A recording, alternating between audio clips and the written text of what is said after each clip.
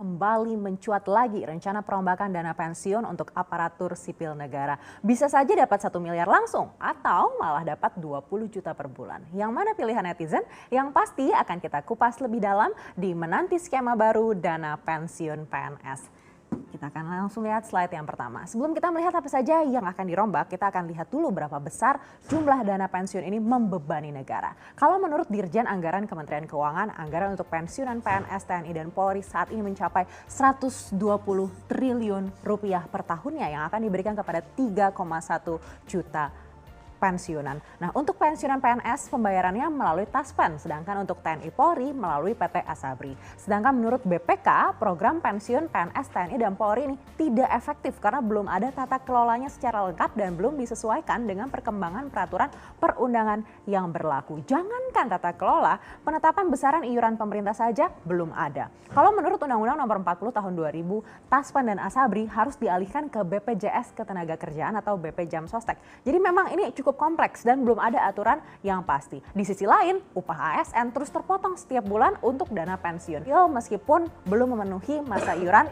15 tahun dan APBN akan tetap menanggung biaya sampai istri dan suami ditambah dengan 2 anak. Tapi ini ada syaratnya juga ya, untuk anaknya maksimal 25 tahun dan belum menikah dan belum bekerja. Jadi memang potongannya lebih besar tapi manfaatnya juga lebih banyak sampai keluarganya juga mendapatkan tanggungan. Nah, kita bandingkan dengan swasta. Kalau di swasta ini iuran jaminan pensiun itu dibayar sebesar 3% dari upah per bulan, ditanggung oleh perusahaan 2% dan 1% ditanggung oleh peserta. Tapi ya jelas tidak ada tanggungan untuk anak istri ya. Tapi poinnya adalah yang membayar iurannya itu adalah dua pihak begitu ya. Nah, kalau dalam PP 45 tahun 2015 disebut harusnya ada kenaikan iuran maksimal 3 tahun.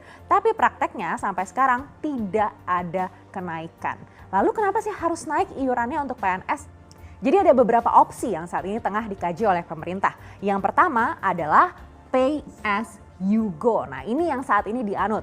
Jadi pembayaran uang pensiunan ASN 100% dibayarkan dari APBN setiap tahunnya. Sudah saya jelaskan sebelumnya tadi. Nah, skema baru yang ingin diterapkan adalah fully funded. Jadi dengan skema ini nantinya pembayaran pensiun akan dibayar patungan antara ASN dan pemerintah. Jadi kalau saat ini pensiunan eselon 1 ini hanya mendapat sekitar 4,5 sampai 5 juta rupiah per bulannya. Nah, skema ini memungkinkan pensiunan ASN mendapat lebih besar. Mungkin eselon 1 diperkirakan bisa mendapat 20 juta rupiah per bulannya, atau malahan bisa juga langsung dicairkan di awal dan langsung mendapatkan 1 miliar rupiah begitu misalnya. Nah, ini masih terus digodok seperti apa yang paling baik dan jelas menciptakan pro kontra juga. Salah satu anggota DPR mengatakan pembayaran langsung 1 miliar di awal ini berpotensi lebih memberatkan negara dan juga berbahaya karena tidak semua orang bisa mengelola uangnya dengan baik. Selain itu juga sempat ada usul untuk membuka cakupan program DAPEN ini juga untuk pekerja informal. Jadi iurannya bisa disamakan misalnya dengan upah minimum regional dan dipotong 3% begitu untuk iuran pensiun. Jadi misalnya upah minimumnya yaitu 5 juta rupiah begitu, lalu dikali dengan 3%. Jadi besaran iuran yang harus dibayar adalah 150.000 rupiah oleh pekerja informal. Tapi ini masih terus dikaji. Tapi yang sudah pasti adalah sudah masuk dalam prolegnas. Seperti apa? Kita akan cek slide berikutnya. Jadi memang diakui oleh pemerintah kalau institusi pengelola dana pensiun yang ada saat ini tidak memegang peranan yang signifikan pada perkembangan industri keuangan di Indonesia. Perbankan masih mendominasi dengan porsi 78%, sedangkan institusi DAPEN ini hanya 2,5% saja dari total aset sektor finansial. Dibandingkan dengan negara Asia lainnya, Indonesia jelas masih tertinggal. Padahal sangat penting memastikan pengelolaan dana pensiun yang baik untuk bisa meningkatkan kepercayaan masyarakat. Nah, untuk itulah dicetuskan perbaikan terutama dari Kementerian Keuangan yang membahas antar kementerian juga. RUU Dana Pensiun menjadi salah satu dari 19 RUU yang diusulkan Kementerian Keuangan untuk masuk dalam prolegnas jangka menengah tahun 2020 hingga 2024. RUU Dana Pensiun ini akan menjadi tanggung jawab Badan Kebijakan Fiskal didampingi Unit Sekretariat Jenderal Kementerian Keuangan.